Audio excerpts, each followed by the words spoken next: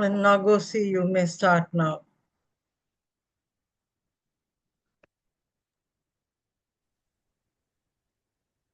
Great. This is an interesting day.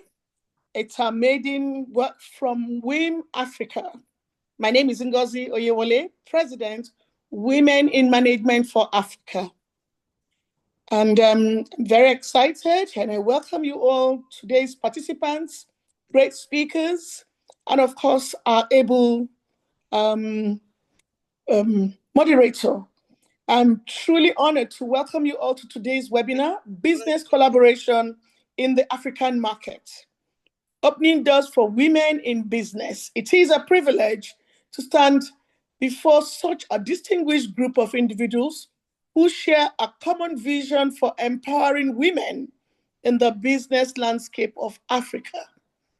First and foremost, I would like to extend my heartfelt gratitude to the remarkable founder of Women in Management for Africa, Dr. Sulochana Segera. Her tireless dedication and visionary leadership have been instrumental in promoting the incredible potential of women across the globe. Dr. Segera, your unwavering commitment to uplifting women and creating opportunities for us to thrive is nothing short of inspirational. You are a beacon of hope and a champion for change, and we're all profoundly grateful for your relentless efforts. Thank you for paving the way for so many to follow in your footsteps. I also want to acknowledge the brilliant African women speaking in this conversation today. You are the best of the best, representing the strength and resilience of women from Nigeria, Zimbabwe, Kenya, and beyond. Your voices are powerful, and your contributions to the business landscape are making waves across the continent. Together, we are redefining what is possible, breaking barriers, and building a future where women can excel in every sector. Thank you for being the trailblazers that you are. A special thank you goes to our esteemed moderator. Your expertise and passion for fostering meaningful discussions are unparalleled. We are fortunate to have you guiding us through this important dialogue. Your ability to facilitate engaging conversations and draw out insightful perspectives is truly commendable. You are the best at what you do, and we are excited to benefit from your leadership today. Lastly, I want to extend my appreciation to all the participants joining us from around the world. Your willingness to take the time to engage in this critical conversation speaks volumes about your commitment to advancing women's empowerment. This dialogue is especially timely given the political changes and challenges that many countries are facing. Together, we can navigate these complexities and seize the opportunities that lie ahead. As we embark on this journey of collaboration and empowerment, let us remember that our strength lies in unity. By working together, we can unlock the immense potentials of women in business and pave the way for a brighter, more inclusive future for all. Thank you for being here today, and I look forward to the insightful conversations we will all share. Thank you very much. Thank you very much, Agozi. Good evening, everybody, and welcome to Business Collaboration in the African Market, Connecting Women in Business, hosted by Women in Management. My name is Tushan Jaratna, and I'll be your moderator for the evening. So thank you, everyone, for joining us this evening. Tushan, sorry to disturb you. Can you put the video? You can't. Hi, everyone. Okay, right. So thank you, Dr. Solo, for letting me do this. So to start the session, I would like to first welcome everyone to the panel, and also I would like to give a quick introduction to the speaker, the panel today. And apologies, speakers, ladies. I will try my best to get your names right. Apologies first time if I don't get them right, just the pronunciations. So I want to introduce first Akuwego Onyekosi, who is the Associate Director for West Africa at the Acumen Resilient Agriculture Fund. It's an impact venture capital fund that invests in growth stage agribusinesses. And she has over 17 years of finance experience spanning institutional investing, mergers and acquisitions, capital raising, and financial advisory on transactions across West Africa. Prior to joining RF, she was the vice president at Viral Capital Management Limited, and she has an MBA from Columbia Business School and a bachelor's in economics and computer science from the Washington and Lee University. Thank you for joining us, Kuego. And Alas Rui, who is a business thought leader in both commercial and customer experience with over 25 years of experience. Pauline is the founder of East Africa Customer Care Center Limited, a leading company in training and execution of customer experience for businesses in Africa. Pauline is also the chair of the Commonwealth Business Women in Africa, Kenyan chapter. And she also serves as the executive continental head of trade for Africa. She has been instrumental in shaping gender and business prosperity agendas in Kenya and Africa. She is also an award-winning business expert in these areas. Pauline is also a director at Klein Insurance Agency, where she is in charge of the commercial portfolio and a board member of Muruguru Girls Secondary School in Kenya. She is also a board member of Quatrix Group, among many other the boards. I would like to also welcome our speaker, Olutosin Shadinde. Olutosin is a leading voice in the corporate world of finance and accounting, audit and tax management within the Nigerian and West African space. She's a highly accomplished finance and accounting and tax authority whose sterling career spans over 30 years. She's a fellow of the Institute of Chartered Accountants of Nigeria and a well-rounded tax expert. She's also the COO of Strategic Women and Youth Institute, an organization focused on training women and youth in all skills or required skills to improve their entrepreneurial abilities and skills and upscale the level of preparedness in their business and careers. She's also the head partnership and funding Commonwealth Businesswomen Africa Nigeria chapter, a part of the Commonwealth Business Women Network United Kingdom, set up to aid women-owned businesses throughout helping to strengthen governance and leadership, grow economic and boost trade, and empower young people and address threats such as climate change and gender inequality. Thank you for joining us, Olutosin. And last but not least, I would like to welcome our speaker, Wimbai Jasha Masare, who is a dynamic visionary leader with expertise in communications, public relations, and brand management. Wimbai holds several key leadership roles, including executive board member of Junior Chamber International, JCI, Schwan chapter, director of Equipped Solutions Holdings, a deputy head for Commonwealth Business Africa, Zimbabwe chapter, and she's a strong advocate for mental health and women's empowerment. And Wimbai's work is rooted in creating real impact, especially for marginalized communities.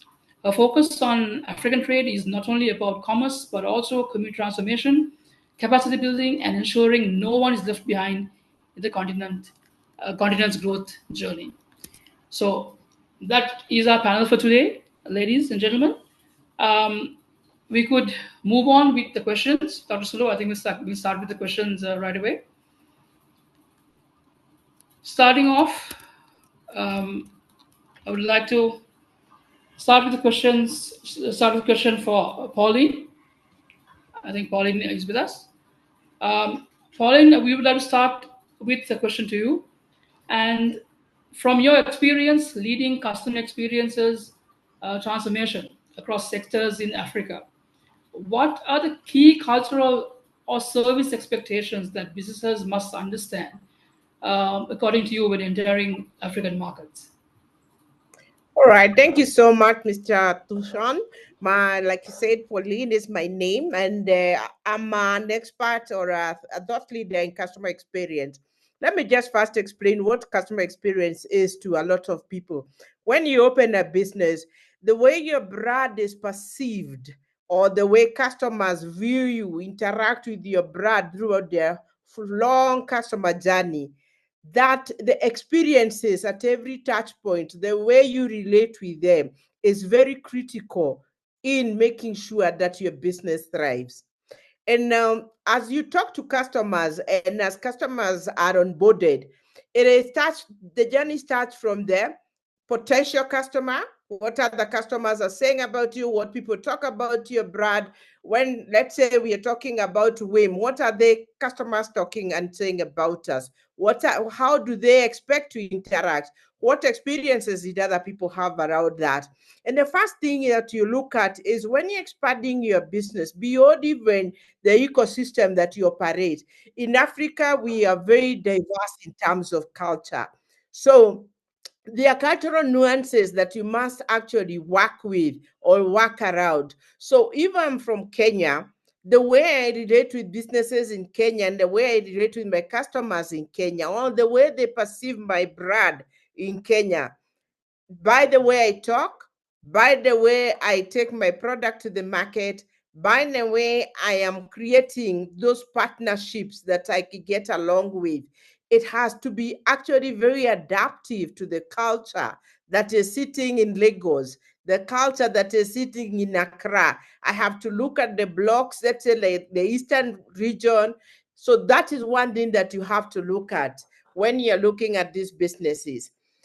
We are relationship people, and that is also something that we must always look at when we are talking to businesses. How do we create relationships? Because in most instances, I want to leave Kenya, or I leave Mumbai, and then I go and actually go and do business the way, just by transaction. I go, I drop products, I sell, I make a profit, I go. So to create business continuity, customer experience becomes very critical in the way we work with our businesses.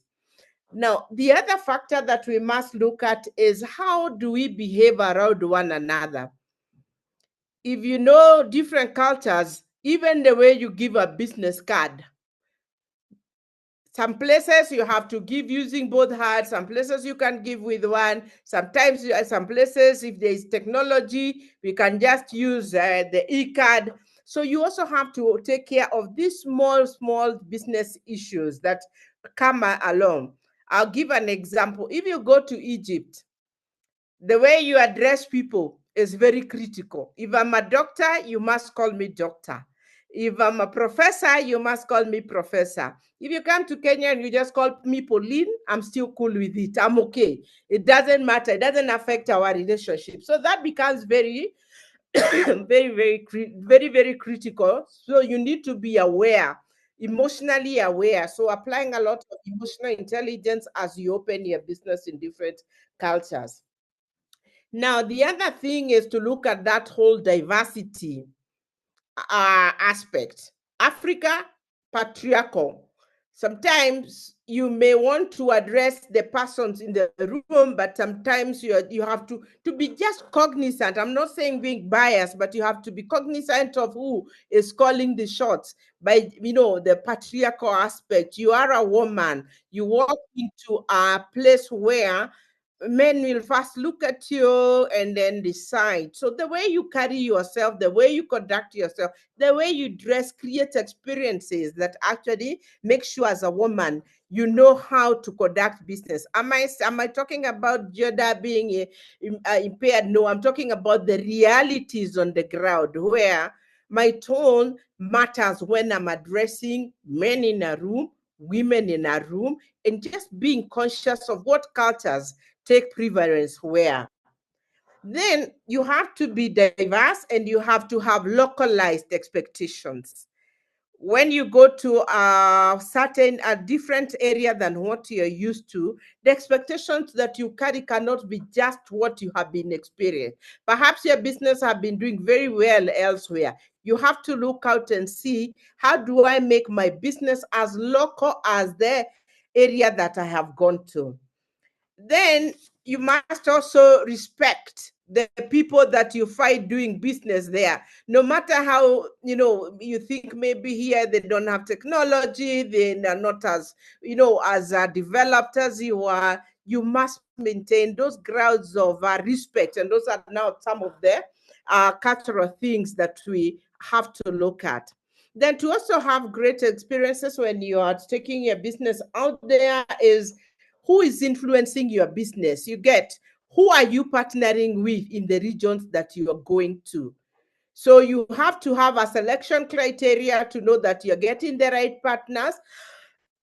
And sometimes the biggest partner does not necessarily mean is the best partner, because maybe the way the brand is viewed, the mistakes they might have made in the past, maybe they're bullish in the market. You really have to look out and see, who am I are partnering with. Then you also have to have the right mindset, because one size does not fit all.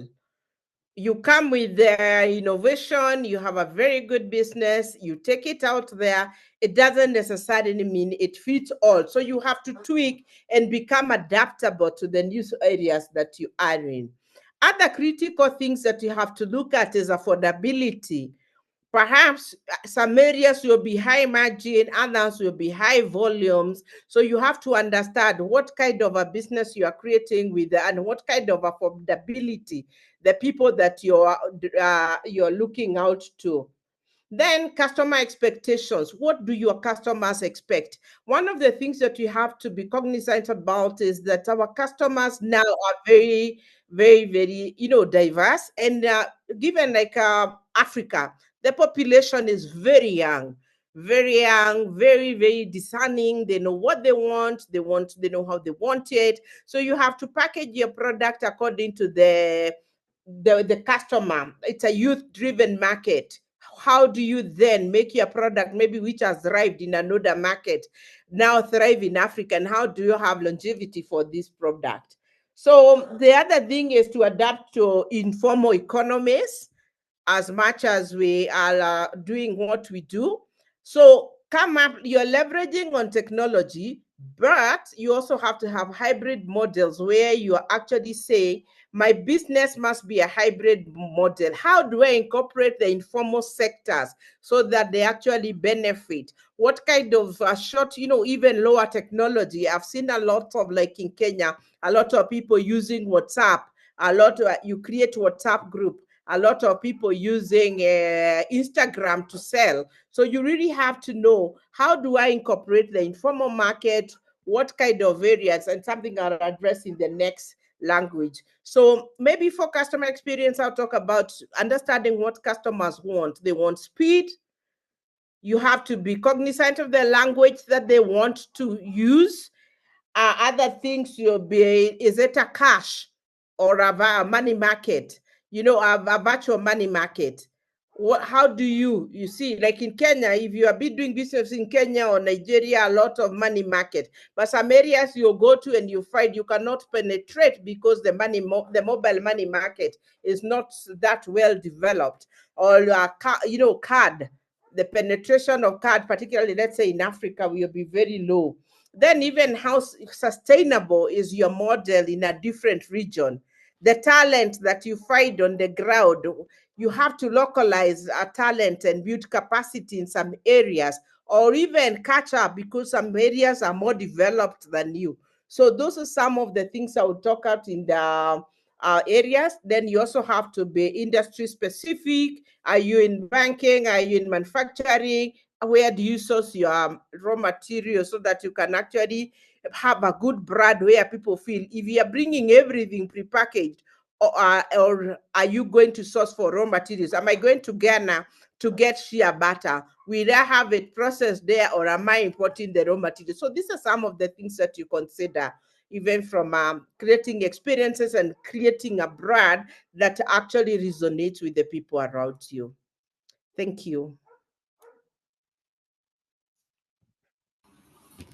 Thank you, Pauline. Thank you very much for that very comprehensive explanation about entering the African market. Also, I would like to kindly remind our speakers that we have a couple of rounds of questions. So if you will also have time to expand on your answers. I think Pauline already answered, I think, about three of our questions already. So thank you, Pauline, for that as well. But thank you very much for your very comprehensive answers. Uh, I would like to direct my next question to actually Akugo. Uh, so, Akugo, from your experience investing in agribusinesses across West Africa, what are the key factors that make a business truly investment ready in the African context, particularly for impact investors like Araf? Okay, thank you. Thank you, everybody. Thank you for this opportunity. So in terms of investment readiness, I will start broadly and then I will narrow it down. But just to say that, there are very many different types of investors, and companies have different parts of their life cycle. So the early stages, you would probably be funded by friends and family or grants, or smaller investors who write smaller ticket sizes. In the startup world, we call those like pre-seed or seed stage. And those people are really looking for how big is your market? Do you have an idea of your business? How big is the market that you're trying to, target, right? But they give you enough leeway to sort of experiment, because I understand that in the journey of creating a company or a presence, like you have to tweak things and you might have to pivot. You will learn lessons and you would have to apply those lessons. We at ARAF, we invest in the pre-series A. So the ticket sizes we're writing is about $750,000 to about $2 million initially. So pre-series A to series A, and these are companies that we call growth companies. For our companies, we expect them to have already identified what we call market fit. And some of the things that Pauline was talking about comes into play about that. How much do you know your customers? Have you identified what niche you're going to play in? Are they willing to spend money on your product? Do you know how to deliver that product to them? Do you know what your delivery model is going to be? Do you know what your revenue model is going to be? And we don't necessarily expect companies to have answered all those questions, but we expect them to have a better idea of how they're going to implement and execute their business model. And then the life cycle of a business continues to Series B and Series A. So I won't go into all of that, but I think for us, or for investors, mostly what they want to see is product market fit. I want to see the capabilities of the management team before making an investment. So how long have you been together? How important is the problem that you're engaging with? How is it to you on a personal level, on a professional level? Have you worked in the industry? How cohesive is your team, especially if you have a founding team? How do you make decisions? How do you deal with arguments? How do you fall out? How do you come together? How do you listen to advice? How do you listen to your team? How are the members of you contributing? So in investment, we always say that we invest in people. Because it's people who bring about companies. People build companies. So we feel like we're investing in management teams, and so we need to be sure that management team is going to stick together, that they can work together, that they can make things happen. Sorry, to go back, another thing that we do look at is scalability of your solution, because you might have a good business model, but it might not be scalable. So you're looking for scalability, because is the promise, part of the promise of Africa, but then also that's how businesses make money for shareholders, is that they're able to scale. Africa has such a large population, and so it's being able to serve all of that population. Finally, I just want to talk about impact. If we're looking at it from an impact angle, we specifically at ARAF, we invest in agribusinesses, and even more specifically, it's more targeted because we specifically are interested in smallholder farmers and in making them more ready to climate change. For different impact investors, it'll be different things. Some people focus on health, some people are focused on education, some people are focused on climate specifically. And so for the company that we are doing investment readiness for them, they really need to understand their own fit with the investor. They need to understand what the investor's mandate is and how their solution fits with that investor's mandate. Because as investors, we will be tracking the metrics that are important to us, to companies are actually helping, for in my case, farmers on that level. So another thing we would look for is how much does the company know farmers? I'm not going to go too much into this. If anybody knows anything about farmers, they're not very trusted and they're very risk-averse because a lot of them are at the bottom of the pyramid. So they don't have the leeway to make a lot of risky decisions, right? All that they have, their livelihood is in the production for that year. So they're farming for that year. And so we would need to understand how are businesses working with farmers and how much do they know farmers? Do they know how to serve farmers? Do they know the farmers' pain points? Those are the type of things that we look for. Thank you so much. Thanks, Akugo. So we've already had an insight into from an investment perspective and also from a cultural perspective. So I'd like to move on I'd like to move on with the question to Olutosin. And from a regulatory point of view, Olutosin, given your extensive experience in finance, tax, and advisory across multiple sectors, what regulatory or tax considerations should international businesses be aware of when entering the African markets, particularly markets like Nigeria, which is, as we know, is a massively booming market right now, especially in terms of e-commerce. Particularly in Nigeria and West Africa, Olutosin, can you please give us some insight into the regulatory aspect of it as well? All right. Good afternoon. My name is Tosi Shudende. All right, I'll go straight to it. Regulatory requirements in West Africa, especially in Nigeria, is almost the same. And then the most important I would first of all wish to mention is for Nigeria, at listed now, you'd have to have the registration with the Corporate Affairs Commission. It's almost the same thing in the West African cycle. So I'm going to be trying to explain so that I would have a clear idea. Then you also have to have the company's income tax registration. That is very critical. Then you also have to have this, in Nigeria, we are broken down into various regions and states. The same thing in Ghana, in Senegal. So each region in all the West African states have local tax registrations that you must be registered for. But it's critical to make sure that you are fully on board with all the regulations. And part of what you need to know is, first of all, the ease of the registration of the business in all the countries. For Nigeria, we have the Corporate Affairs Commission, CAC acronym. In Ghana, we also have the Corporate Affairs Commission as well. Then in Senegal, they have something, a replica of that. Then you also need to have the issue of the market size and the economic diversity. That's very critical because there are regulations regarding what can be taken from each of the economy. Then you also have to ensure the financial sectors and the ease of repatriation of funds from the economy that you'd like to do business with. Because in each of these countries, I'm using Nigeria as a specific example, there are financial regulations regarding repatriation of your investments from the country.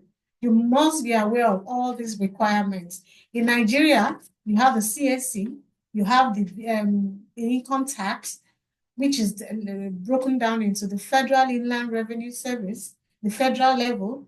You have the state level. So when you're deciding as an investor regarding the regulations on taxes to determine where you would stay, you would need to know all the various taxes that relates to each of the states.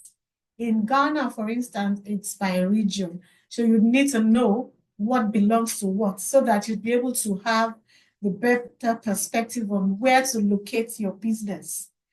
Just as it is in America, where all the states have their various regulations and legislations. So in deciding where to stay, you've got to know the various state legislation to know the one that best fits the business that you're setting up. The same thing applies here as well. And that's why you have to know these regulations. They are all there and the beauty of it is that in West Africa, in the ECOWAS region, almost all the countries have all their documents available online. So if you go there, and then one thing I would also like to mention is, for instance, in Nigeria, we have the Nigerian Investment Promotion Council, NIPC, www.nipc.org. If you go to their website, it details out all the various processes for registering a company in Nigeria. The same thing happens with the Ghana Investment Promotion Council. In Nigeria, it's a commission. So the same thing details out all the various methods you would have to be able to register your company. And so these are all the things that you have to take into consideration before, as you're coming into Africa, especially West Africa and Nigeria specifically. So it gives you an idea of all the challenges you might face, the things that you need to look out for when you're about to register your business, and the ease of doing business in Nigeria and West Africa. You also have terms like the withholding taxes. I know all the other African countries and other subcontinents also have it. You have the pay as you earn, which is a tax on the income of your staff, which you must also register to. You have to register for it as a company that is about to register in Nigeria. So these are all the things that you have to take into consideration when you're coming into the country or the region. Then another registration regulatory requirement is the labor laws. For instance, we have the employment contracts, we have the Nigerian labor law, we have the Ghanaian labor law. These are very important for us to take into consideration because each country in the ECOWAS region has the various labor laws all linked to the AU labor laws that has been taken from the AU context, that has been broken down. These labor laws are very critical for you to have a critical understanding of as you are setting up your business in West Africa and in Nigeria, because it will guide you in setting the type of business, the type of staff to employ, all the laws that you need to understand so that you do not run foul of. Then you also have the environmental and social impact regulations. That is very important. Let me give you an example. For instance, we have a lot of companies, because of the current trend of the current Nigerian presidents and the Ghanaian president as well, going around to bring in investors. For the Nigerian sector and country, they are trying to invite a lot of investors into the mining, the solid minerals industry. And so if you want to be in that line of business, you've got to know all the important environmental impact assessment framework. And all this will impact on wherever you want to get the stones from, wherever you want to get the mining materials from, because there's good money to be made from here. You've also got to have a good understanding of the social impact assessment as well. All these are heavily regulated, but they are very easy because if you go through the framework of all the ease of doing business in this particular region in Africa, it is all detailed online for you to see detailed step-by-step way of how you would get it. Of course, the first is you must be registered with the country's Corporate Affairs Commission to generate your business number. Particularly for Nigeria, the next thing after registration is that you must generate your tax identification number, because it's a unique number that is for the business that you're running, irrespective of the type of business that you have. The same thing applies to Ghana, to Senegal, and a lot of the West African countries. You must generate your unique tax identification number, and that you must quote in any business that you're running with. Anybody that you're going to be working with, whether you're going to be working with government, whether you're going to be working with individuals, where they are going to be taking the money outside the shores of the countries in West Africa, because this document and this information and the number is unique to the company that you're going to be registering. So it's going to be quoted in the financial documents that will be moving your funds across border. So that's why you've got to know the one that is peculiar to the country you're registering in and ensure that you get the number. Another important thing is the regulatory requirements for ECOWAS. And you know, everybody knows that in the AU, ECOWAS is a particular block of Africa where they are trying to copy, because ECOWAS has come a long way. They've documented a lot of their activities, and they have also set processes in place. Quite a lot of it are quite standardized. And so it's a sample that they're picking from. And so ECOWAS has particular regulations regarding cross-border businesses, business registrations, and different things that relate. So it will be a good thing for you to also check it out. Check out ECOWAS regulations regarding business registrations. Then we also have the West African Economic and Monetary Union. That is also something that is very important if you're going to be coming to West Africa, to look up and get a documentation on it. Because these policies define the ease of doing business, most especially because I know that for the regulations, when it comes to an investor, is that number one, you want to know how it is for you to get into the country to do your business.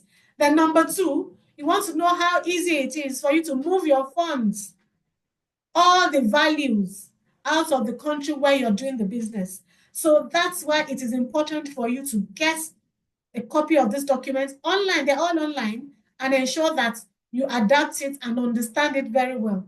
Then Nigeria, for instance, I guess, just like Nigeria has Nigerian Investment Promotion Council, Ghana has Ghana Investment Promotion Center.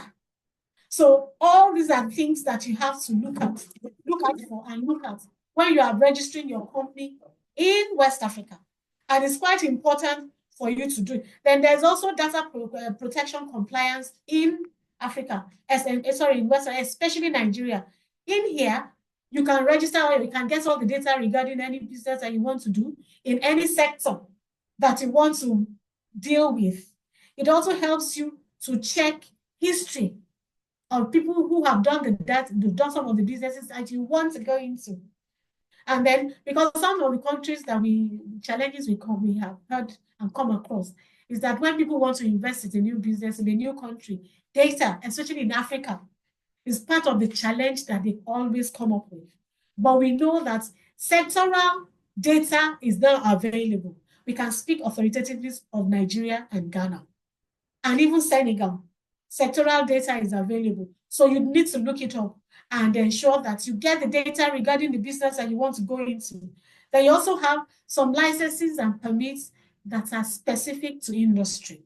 For instance, if you want to go into the construction industry, there are specific licenses that you just must know.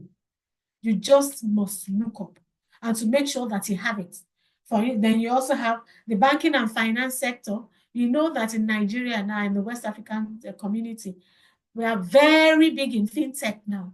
As a matter of fact, the blueprint for fintech transactions is being copied now. So people can take it, because I know for a fact in Kenya, a couple of years back, even the person selling sausages or vegetable on the street could transact business on their phone. That has been replicated in Nigeria to the barest minimum now. The shoemaker, the carpet cleaner can transact their business on their phone, and anybody can enter into that market. That market, though, is heavily regulated by the Central Bank of Nigeria. And so these are all the things, they are tech, and there's a lot of businesses that are springing up in this particular industry because it needs minimal physical infrastructural injection. The bulk of it is tech injection. Excuse me. So that's why quite a lot of people are looking into this particular line of business.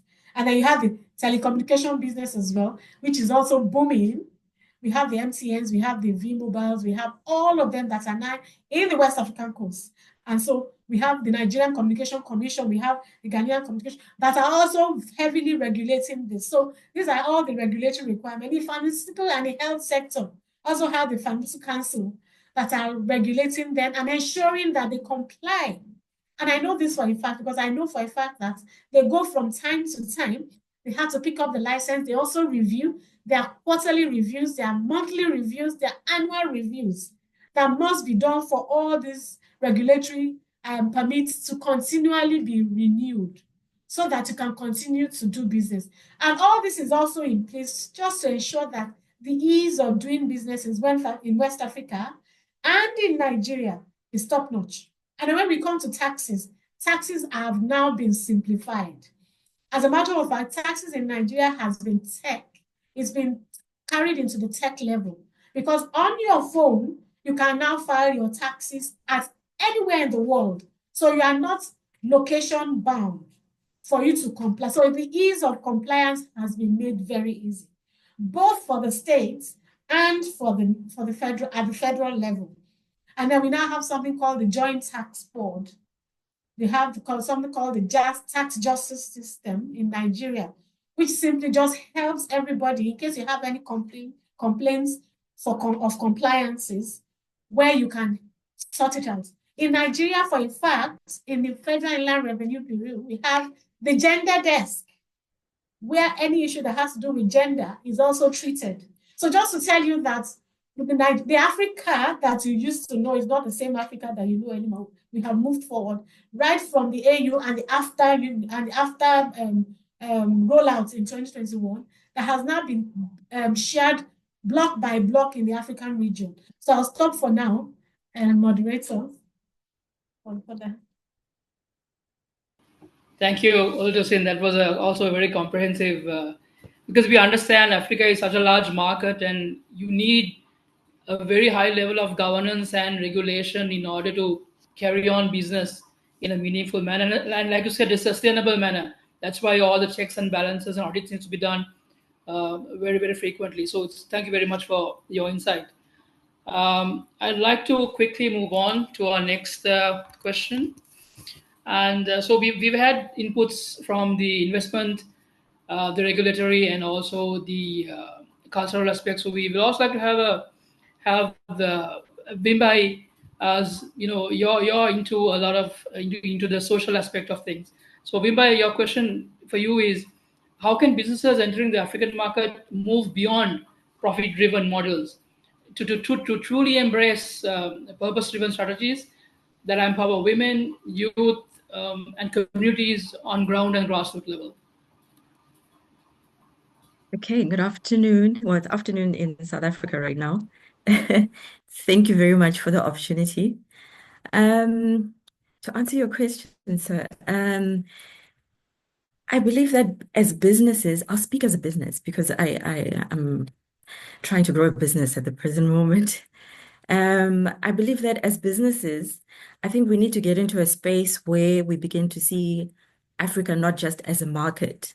You know, I think we've looked at Africa for the longest time as a market, and I think it's become engraved in our minds now that, you know, this is where business is. A lot of people are awakening to the fact that there's a loss of resources in Africa. But I think we need to get to a point where we begin to look at Africa as a home. You know, Africa is so rich, besides its minerals, besides all the oils that it has.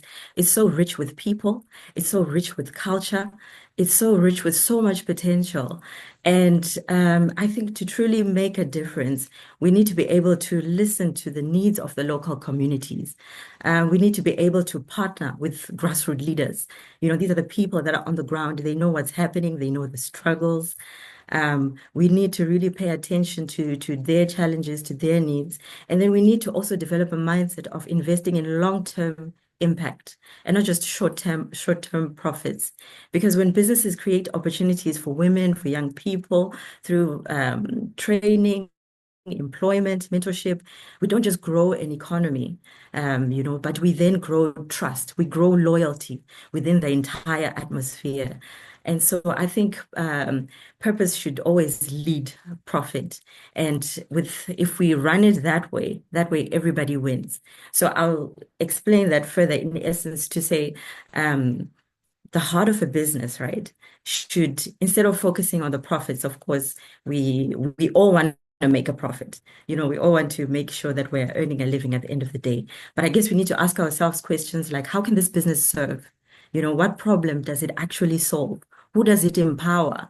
I like what one of the speakers said. She says it's the brand is about people.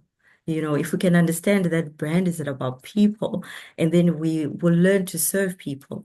We need to be able to have a purpose-driven business that creates value that goes beyond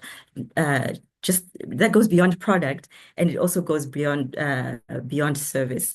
And I think if we can do it that way, we become a good force for good. We start to impact and uplift our various communities in different ways. And not that also just doesn't impact, various communities, but it also then begins to attract customers from everywhere, because we are all believers at the end of the day. And people will be drawn towards a brand, they'll be drawn towards a company that actually creates a belief in something. So brand advocates, because we need to be able to feel connected to a bigger mission. There's always a bigger purpose behind every brand. There's always a bigger purpose behind every business. And so by doing it that way, we are able to build trust, loyalty, and that way we're able to, be able to go beyond survival mode. We'll be able to build wealth for plenty of generations to come. And so, yeah, that's my response. I think let's build movements. Let's build movements that are rooted in purpose, movements that are rooted in impact, and movements that are committed to leaving things behind, leaving things better than what we found them to be. Thank you. Thanks, Wimbai. That was very nice. Actually, it is great to hear how people focused everyone is in doing business in Africa as well. That's very encouraging for us as well, because Sri Lanka also, I would say, most Sri Lankan entrepreneurs will also agree that we are also a very people-centric culture. So it's nice to hear that as well. For our second round of questions, I would like to switch back to Akugo. Akugo, question for you, probably a final question because we're running out of time as well. For you, Akugo, is you worked across both private equity and advisory roles. And so what common mistakes do you see entrepreneurs or investors making when trying to navigate the African business landscape, and how can they be avoided to the best of our abilities? Hi, I think Pauline mentioned a lot of them. It's about localization and really understanding the markets, especially when it's an entity that is trying to enter the market. Not just Pauline, all the speakers actually, and Vimbai. So specifically, Pauline's zone is about really understanding the markets. And that also has to do with what I mentioned about product market fit. Yes, your solution work really well in one country, but you're moving into another country. And let's say you have a Pan-African expansion strategy. It's understanding that, first of all, Africa in general might be different from your home continent, but then also that the countries in Africa are vastly different. We have different languages, we have different cultures, we behave differently, and we have different senses in terms of how we want, what we want, and how we want to be served, how we want to be addressed, and all of that. So really understand the market that you are expanding into. And also, Pauline mentioned something that I had been thinking about. It's really important to go into partnerships, right? That's a way, at least this is something I've seen about businesses that do expand into West Africa, and sort of do it alone. It's definitely possible, but it's good to have partners, even if it's not operating partners, if it's like investing partners, partners who know the market and you can really learn from them, rather than you've invested a lot of capital and making mistakes. You will always make mistakes, but reduce the mistakes that you make. Can you make mistakes, more clever mistakes, you know, because the mistakes you've sort of already thought about them, you know. I have a company portfolio who is actually from Ghana, and they've expanded into Togo. And the way they did it was very, very, very smart. So they started expanding, first of all, in a lean way. So they didn't make all the upfront investment. Expanded sort of in a way that is they're testing their feet in the water. So what is the leanest way that you can expansion on this, and you can use that to even understand the market further, test that the opportunity is actually there, because there's a difference between the opportunity that you see when you're typing from your laptop to you're in the market and you're already implementing, executing. The opportunities unfold themselves in a different way, and you can learn lessons in that way. What is the MVP that you can do? So like the smallest valuable product that you can deploy in the market without you using too much of your resources, and then from that base continue to grow. So that's in terms of expanding in a way that is local, in a localized manner. But Tosin also talked about points, understanding the regulatory environment. Understanding in Africa, it's really important to understand, are we in an election year? Especially me, that in agriculture, just because 40 in a lot of the countries that I invest in, 40% labor is involved in agri. And so what that means is that during election years, the government makes laws, is protectionist in terms and favors sort of the farmers. For example, in Kenya, when in 2 years ago or 3 years ago, the government stopped allowing Tanzanian and other milk products to be exported in Kenya. You see, and that was a really important thing that was needed, and was depended on by both Tanzanians and also by Tanzanian farmers and also by the producers of within Kenya. But because they wanted to protect Kenyan farmers, stop that. Last year in Ghana, the government stopped the export of soybeans, right? So you have to understand the market in terms of understanding what kind of regulations might impact you. And so the biggest mistakes that I see people making, number one, is not knowing the market well enough, not being and not putting their strategy in a localized way that shows knowledge of the market, and then starting so big. So we've seen things like, for example, Netflix might say they're moving into Nigeria, they move in a really big, and then after a while they scale down their operations. So it's just, I think that the other approach might be better in terms of starting small and then really understanding the market, understanding the opportunity, and then growing from there. Right. So thank you very much. So I think what you're saying is the sensible approach would be do your research, and pragmatic and relevant scalability. I think that's what you're saying, right? Scalability is, I think, the most important thing from what you're saying. Thank you. Excuse me, Tushan, for coming out. If you can ask the 2 questions from the chat, this thing and WhatsApp, before we go to the other question from the participants. Anyone can answer the FB question and the other one. Sorry to bug. All right. Let me see. So we have a question from FB, and anyone can ask this as you see fit. The question is: if we are planning to start a business partnership in Africa, what are the key steps we should take to find reliable business partners? And is it mandatory to have a local partner or representative to register a business in African countries?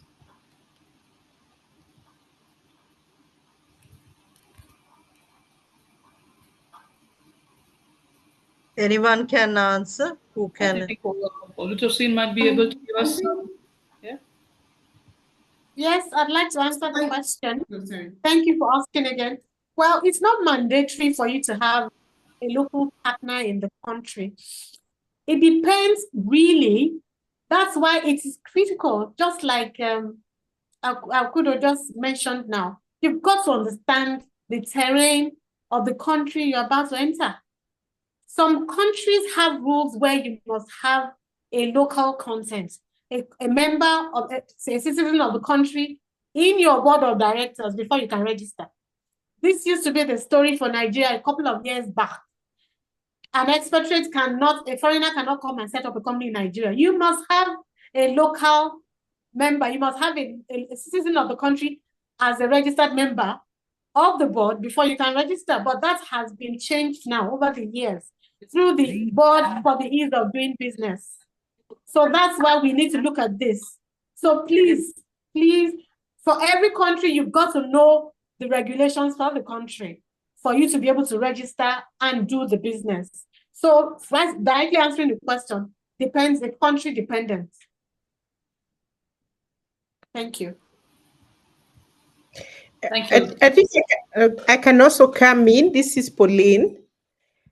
And maybe just to also address that question is you need to understand the terrain that you are getting into. Number one, like I have actually come to realize that when we learned about the political, economic, or social situation, and we did it as classwork, we have now come to see that it's very practical when you're starting a business. So you need to understand your market. You need to know the risks involved in the kind of business you're doing, the logistics. If you have a product that you're working with, the customer, who is my customer? What do they want? How are they going to consume my product? What are the risks in that country in terms of doing business? And I've talked about logistics, and not just logistics in terms of moving goods. It's also the regulatory, like we have been told. So you need to really look at that. And then what kind of, am I going for strategic partners? Am I going to do it alone? That is a choice that you make dependent on the regulatory aspect of the country, or more so about your financial capability. Because sometimes people take partners not just because of the fact that it is legal, but sometimes it's because the people on ground, the localization, they know the terrain, or the kind of partner that I had talked about, what kind of a partner you are. So I think for me, it's really the kind of business partnership that you choose depends on your financial capability, the product itself, who you are doing business with, who your customer is, the logistics involved, all that put into place, and the regulatory framework, all that put in place and packaged. Thank you. Thanks, Pauline, and thanks, Augustine, for that. We have a question specifically addressed to Hugo from the group again. Hugo, beyond funding, what other types of support do you offer from your portfolio companies? Example, strategic guidance, mentorship, or network access.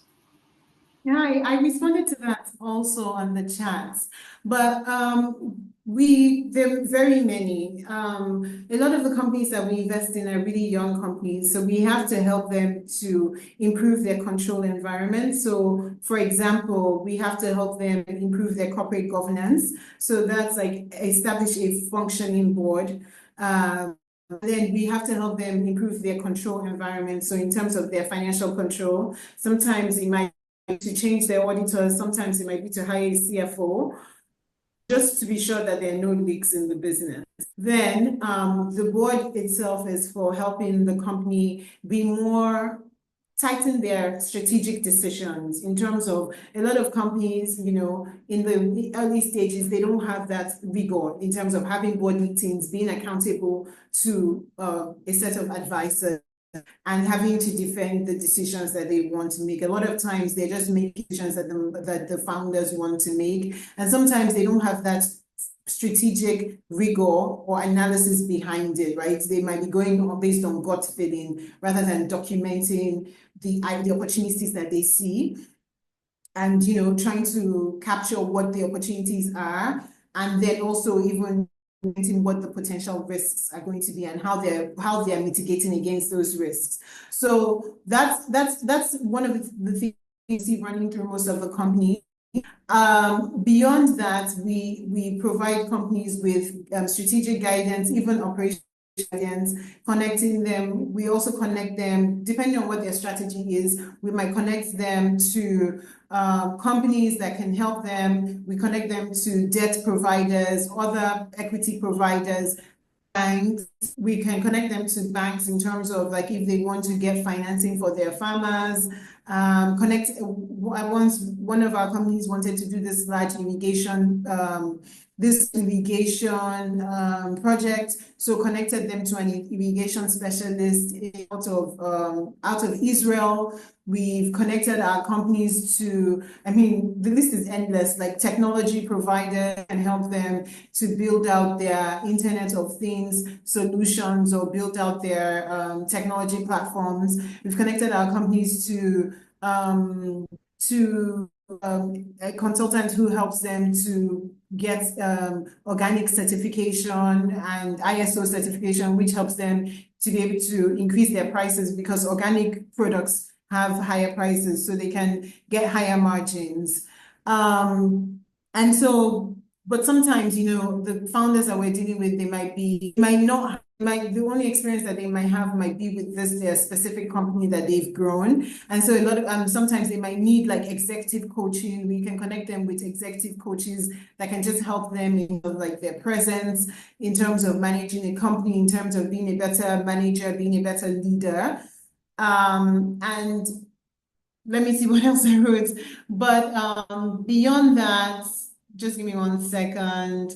Okay, this is a really important one. We also conduct impact surveys every 2 years. So initially, when we invest in a company, we do a baseline survey, and every 2 years after that, we conduct impact surveys. And we use the insights from these surveys. The impact surveys we conduct are with the farmers, you know, the things that we use in there, working with farmers. So we then go and survey the farmers to find out what their experience with the companies have been, so that we're not only listening from the company's mouth, but we're able to understand the farmer experience, and that helps us unlock different insights that might be lagging in their. You know, sometimes as a customer, you might be having pain points that the company is not solving, and after a while, that might make you fall off as a customer.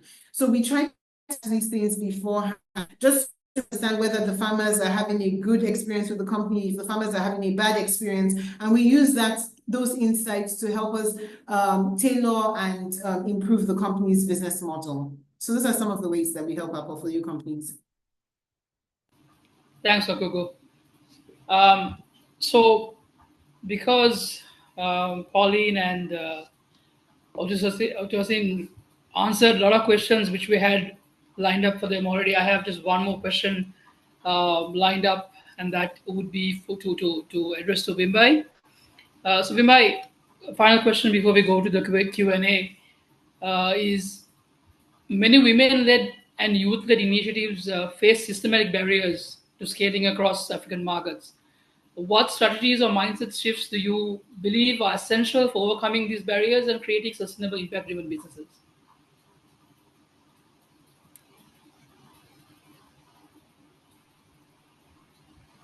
Okay, thank you. I'm going to be very brief, looking at our time. To answer your question, I think first and foremost, we need to be able to believe that we belong in a space of business as leadership. I think confidence is key in everything that we do. And then we need to be able to collaborate. Collaboration over competition becomes our strength. So women and youth should learn to support each other, share knowledge, and we should be able to build strong networks. We need to be able to eliminate that thought of competition and begin to start thinking we can work together. And by working together, we can be able to create spaces for each other. And then we also need to be able to shift from that survival mode of thinking to long-term planning, which is also backed up by solid business models, digital tools. And then lastly, I think we need to be able to keep telling our stories. That's a very important key. That's something that I've learned in an organization that I'm involved in called CBW Africa. And it's so important to tell our stories, not just to inspire, but to open doors and to be able to attract other partners as well who believe in our vision. So with resilience, unity, and faith in our ideas, that's the only way we can be able to grow businesses that truly will change our lives. Thank you. Great. Thanks a lot, Mumbai. So I think because we are restrained with time, we don't have time for Q&A. So from my end, thank you very much, ladies, for insights and great insight to helping the participants understand what the business, what doing business is like in Africa. So thank you, Akugo. Thank you, Pauline. Thank you, Olutosin, and thank you, Vimbai. Thank you very much. I'd like to hand over the panel to Dr. Sulo.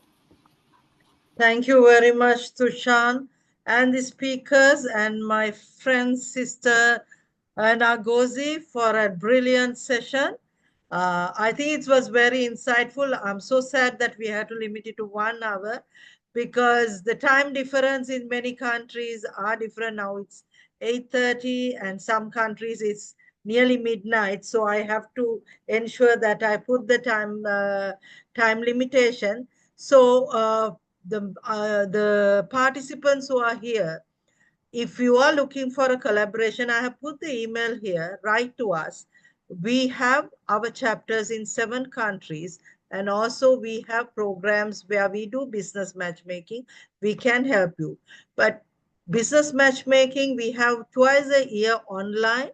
That is for the WIM Global members. If you are interested to be a WIM Global member, go to our www.womeninmanagement.org and become a member. And you can enjoy a lot of things apart from being in this type of sessions. And next month we have a session about European market. So it's organized by the UK chapter. So that will also be coming out. And I think there are more questions coming in. I'm going to keep those and post it to the speakers so that we have all the emails. We will ensure that you will receive a summary, and also you will see the recording of it on our social media. So there is a surprise here.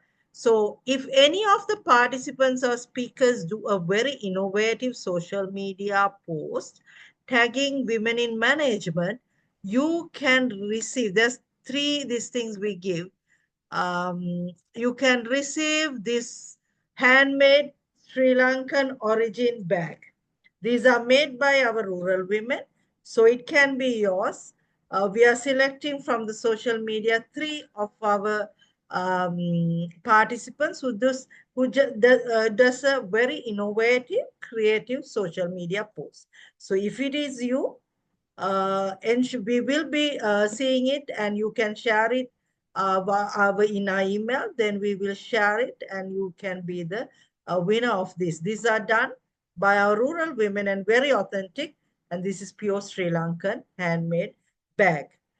So for all the time, for the speakers, once again, thank you, and I hope you will become members of WIM Global. Nagosi said in, I know Nagosi will work on it. And to all the other countries, participants, thank you so much. Thank you for your time. Thank you. I hope you all got a very insightful, because everyone speak about Africa is booming, but no one knows how to go to Africa. So I think you all got the first insight of the African market. There's a huge market, and as some speakers said, it's not about market, it's about brand and telling your story. It's a brand and connection and networking. I always say networking is more worth than the money in the bank. So build your network beyond your borders, and have a good night. And we'll meet you all again from another session next month, how to get into the Europe market.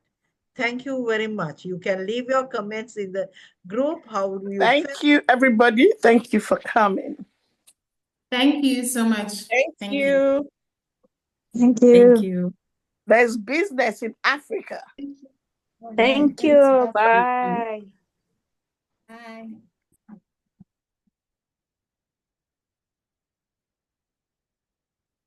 Thank you. Bye. Well done, Tosin. Thank you. Well done, Thank you so Tosin. much. Well done. Thank you. Will you share us the record, madam? Thank you. Thank you. Thank you. Recording will be online. We'll share with you. Thank No you. Thank you, problem. madam. Thank you so much for the big opportunity. God bless you. Yeah.